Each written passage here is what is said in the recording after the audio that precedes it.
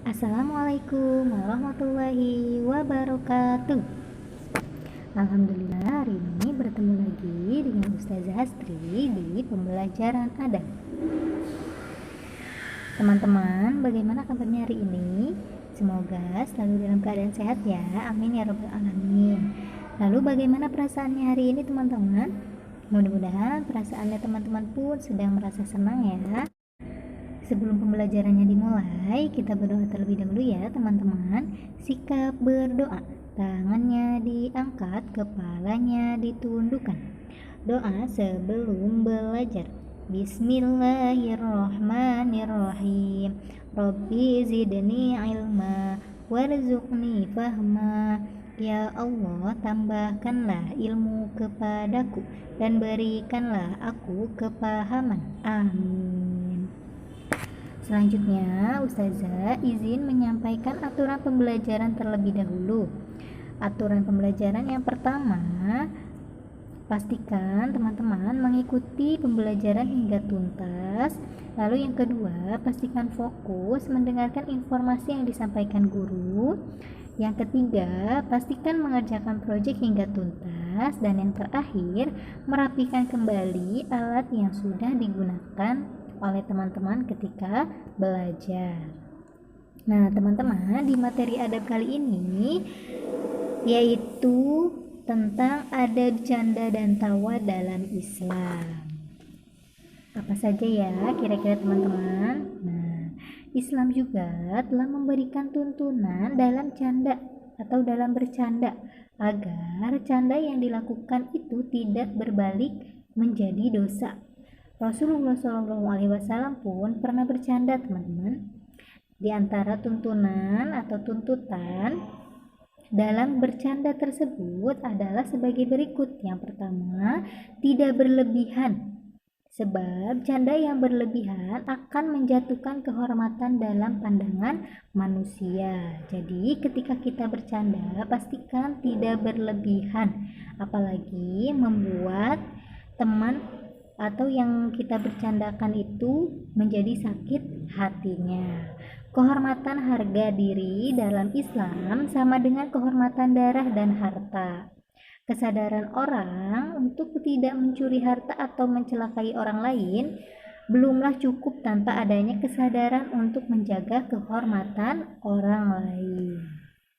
Nah, sabda Nabi SAW, setiap muslim dengan muslim lain diharamkan darah, harta, dan harga dirinya. Hadis riwayat Muslim.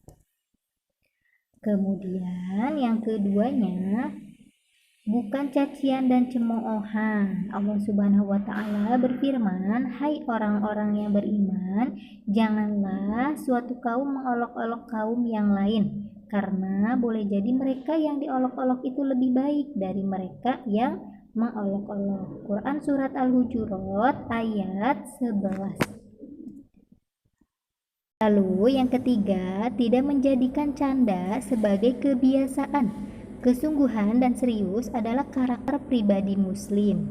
Sedang kelakar atau perkataan yang bersifat lucu untuk membuat orang tertawa gembira hanya sekedar jeda atau rehat dari kepenatan. Jadi sebagai hiburan sesaat. Tidak dijadikan sebagai kebiasaan ya canda itu. Kemudian yang keempat, isi canda bukan dusta dan tidak dibuat-buat. Sabda Nabi SAW, celakalah orang yang berbicara lalu mengarang cerita dusta agar orang lain tertawa. Celakalah. Hadis riwayat Abu Daud. Jadi ketika bercanda, pastikan tidak berbohong atau tidak mengarang-arang cerita supaya membuat orang itu tertawa atau orang lain tertawa. Lalu, poin yang kelima, tidak menjadikan aspek agama sebagai materi canda. Allah Subhanahu wa taala menegaskan, dan jika kamu tanyakan kepada mereka tentang apa yang mereka lakukan itu, tentu mereka akan menjawab, sesungguhnya kami hanya bersenda gurau dan bermain-main saja. Katakanlah, apakah dengan Allah, ayat-ayatnya, dan rasul-rasulnya dan Rasulnya kamu selalu berolok-olok, tidak usah kamu meminta maaf karena kamu kafir sesudah beriman. Jika kami memaafkan segolongan dari kamu lantaran mereka taubat, niscaya kami akan mengazab golongan yang lain disebabkan mereka adalah orang-orang yang selalu berbuat dosa.